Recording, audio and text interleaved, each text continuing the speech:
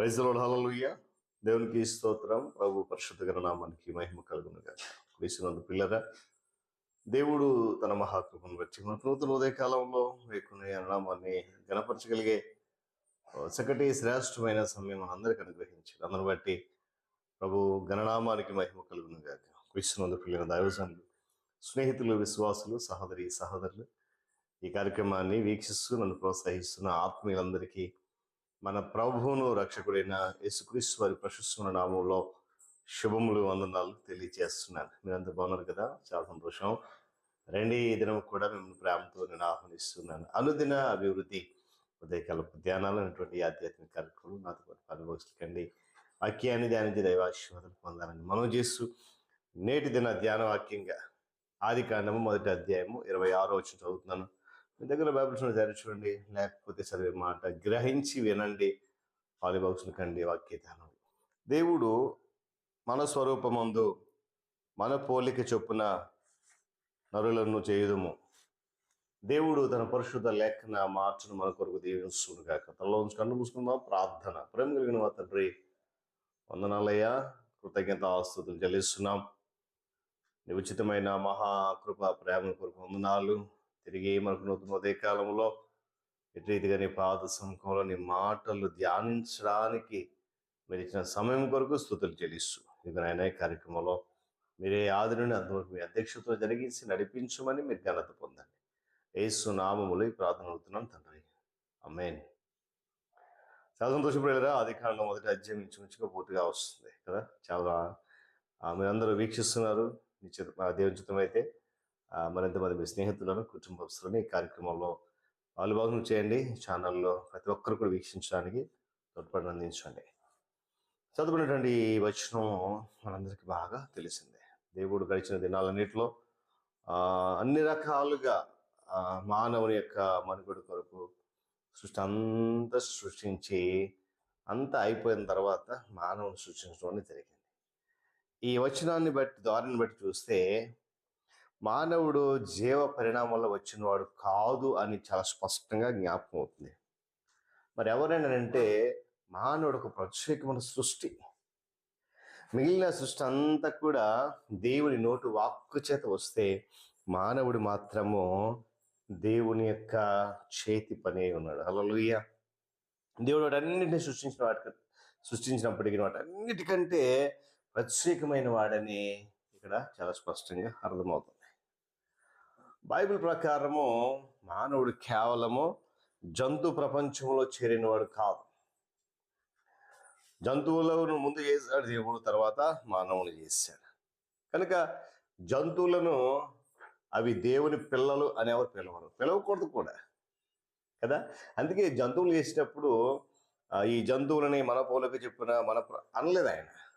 కేవలం మనిషిని తయారు చేసేటప్పుడు మాత్రమే ఏమన్నాడు, మన స్వరూపంలో మన పోలిక చెప్పిన మనుషుని చేద్దాం, నరులను దేవుని స్తోత్రం కలుగును గాక. దేవుడు తన పోలికలు నరులను చేశాడు, కానీ జంతువులను చేశాడని బైబిల్ ఎక్కడ కూడా చెప్పబడలేదు, చెప్పదు కూడా.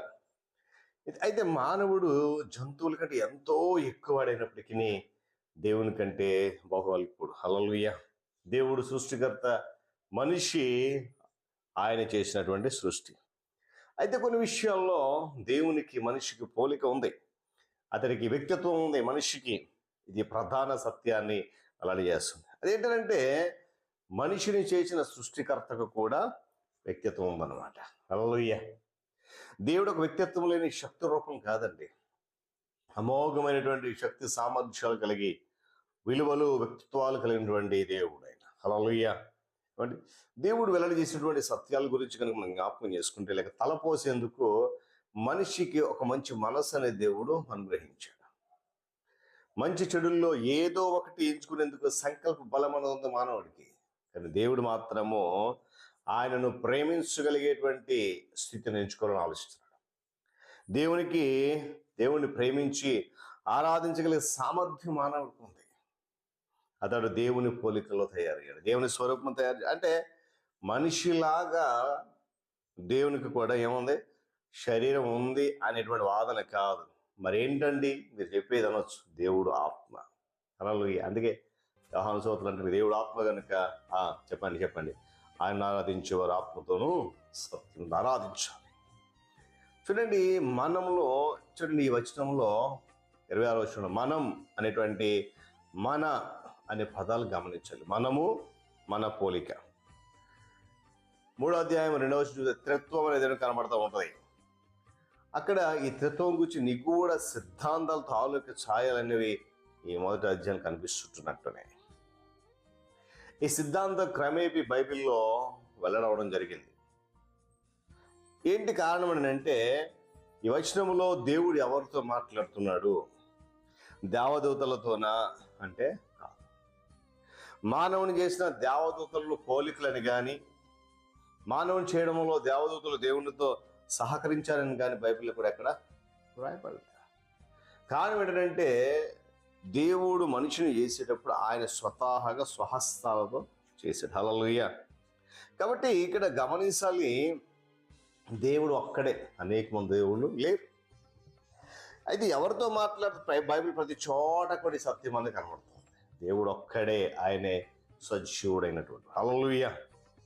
ఏమంటే గమనించారు. కాబట్టి ఇక్కడ దేవుడు మరొక దేవునితో మాట్లాడలేదు. బైబిల్ ప్రకారము ఒకే దేవుడు, తండ్రి, కుమారుడు, పరిశుద్ధాత్మ అనేటువంటి ముగ్గురు వ్యక్తులుగా ఉన్నారు. ఒకే దేవుడు, ముగ్గురు వ్యక్తులు, ఒకే సంకల్పం, ఒకే మనస్సు, ఒకే స్వభావంతో సంపూర్ణమైనటువంటి ఐక్యత కలిగి ఉన్నారు. హల్లెలూయా. గమనించిన ఈ ముగ్గురు కూడా సృష్టి కార్యంలో ఒక కీలకమైన తమ పాత్రను నిర్వహించినట్లుగా మనం చూస్తున్నాం. కార్యమంతట్లో కూడా కుమారుడు తండ్రితో ఉన్నాడు, కలిసి ఉన్నాడు.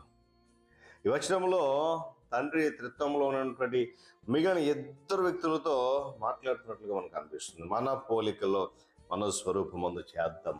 దేవుడి మాటలు మనందరి కొరకు దీవించునుగా.